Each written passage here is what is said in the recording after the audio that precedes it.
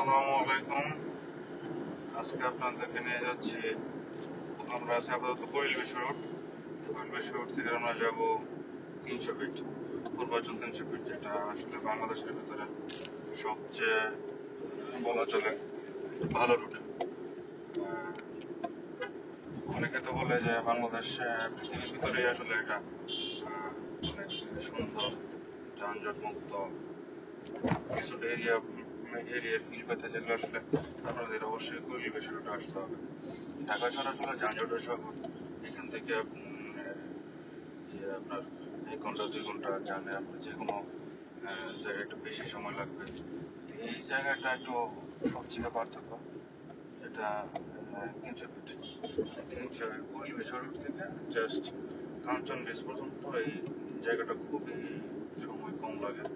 Distance maybe 10 kilometre around, plus minus প্লাসই হবে।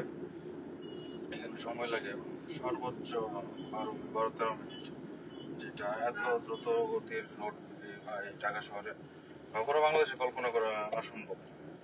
গ্রামগঞ্জের অনেক রোড আছে, যেটা ময়মনসিংহ হাইওয়ে, ঢাকা মাওয়া, মাওয়া টু শরীয়তপুর, ফরিদপুর, এইগুলো অঞ্চলতে আসলে অনেক সুন্দর সুন্দর রোড আছে যেগুলোতে দ্রুত গতিতে যাওয়া যায়, কিন্তু ঢাকার ভিতরে এটা হচ্ছে সুন্দর। আমরা আপাতত আছি কুড়িল বিশ্ব রোড থেকে নামলাম নিচে ফ্লাইওভার থেকে। আমরা আগাচ্ছি ইয়ের দিকে, 300 ফিটের মোটরার দিকে। এখানে যারা ঈদে আসবেন, যারা এই কুড়িল বিশ্ব রোড যেতে চান, অন্য আসেন বাস থেকে নেয় বা এখানে বিআরটি কাউন্টার আছে। এই বিআরটি কাউন্টার বা এখানে সিএনজি পাওয়া যায় বা মোটরসাইকেলের যে কোনো সুবিধা আছে।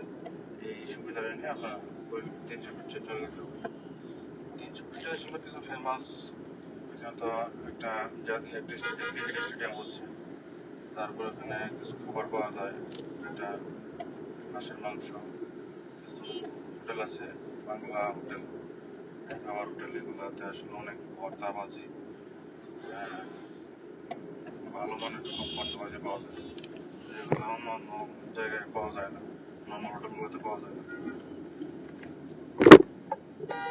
ঢুকতেছি জাস্ট, এটা হচ্ছে ফ্লাইওভার, এলিভেটেড এক্সপ্রেস। আমি উত্তরা দিকে চলে গেছে, একদিকে চলে গেছে সামনে।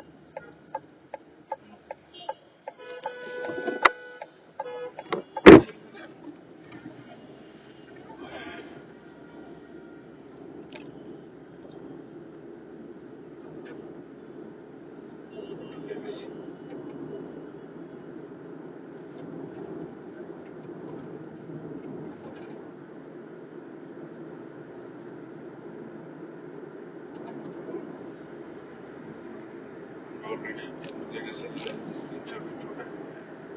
হচ্ছে বসুন্ধরা এরিয়া।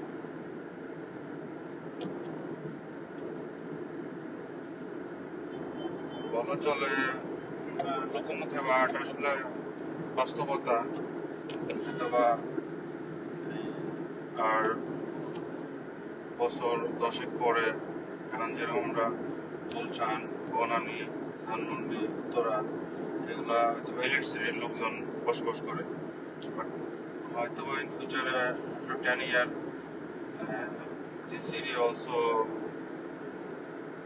এখানে আসলে ইয়ারে আসবে, এলিট শ্রেণীদের জন্য বরাদ্দ দেওয়া হয়েছে। এগুলো অঞ্চলে জায়গা জমির যে দাম, সেটা বর্তমানে ডেভেলপিং এরিয়াতে লাইক উত্তরা, বসুন্ধরাতেও এত দাম না। এটা দ্বারা বোঝা যাচ্ছে যে এরিয়াতে জমি, রুম, বাসা বাড়ি কিচ্ছু নাই, প্লট আকার করে রাখছে গভর্নমেন্টে। এই জায়গায় বদলতে জমির দাম এত দাম, দ্যাট মিনস এটা ক্লিয়ার বোঝা যাচ্ছে যে এটা এলিট শ্রেণীদের বসবাসযোগ্য স্থানীয়।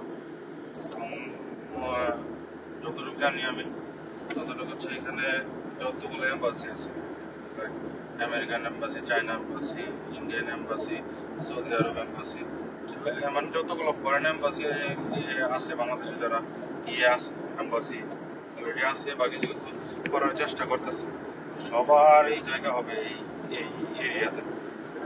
লাইক আলাদা আলাদা করে দেবে যে ওই এলাকাতে ওই ধরলাম সৌদি আরবের লোকজন, ওই সৌদি আরবের লোকজনের অ্যাম্বাসিডার জায়গা নির্ধারণ করে দেবে।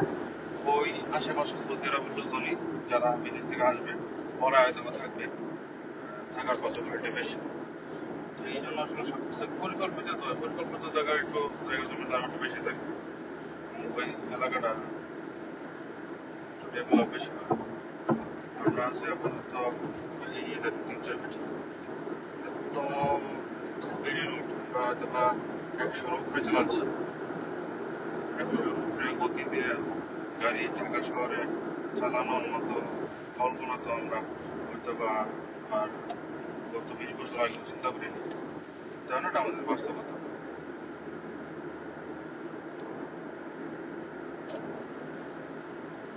বাস্তবতা আসলে বেশ কিছু ক্রেডিট দিতে হবে আমাদের পূর্বের সরকার বা এর আগে যারা সরকার ছিল, কিছু কিছু পলিসি ছিল এগুলা উন্নয়ন করা, এগুলো হয়েছে হয়তো। হ্যাঁ, এখন অবশ্যই ফরেন ইনভেস্টমেন্ট আছে, এটা আরো সুন্দর করে বা আরো এই যে রোডটা করছে এটা আরো আমার জানা মতো আরো 20% বা 32% খরচ কমানো সম্ভব। একটু সচেতন থাকবে, যেরকম আছে ঠিক এরকম হয়তো, বাট খরচটা আরো অনেকটা কমানো যেত। শুধু এই রোডটা পুরো বাংলাদেশে যতগুলো মেগা মেগা প্রজেক্ট আছে সবগুলোতে কিছু দুর্নীতি ইয়ের জায়গা থাকে। দুর্নীতিটা রোধ করতে গেলে বাংলাদেশটা আসলে আমরা সুন্দর গোল্ডেন করতে পারতাম। আমাদের প্রায় 2 কোটি 3 কোটির উপরে মানুষ বিদেশ থাকে।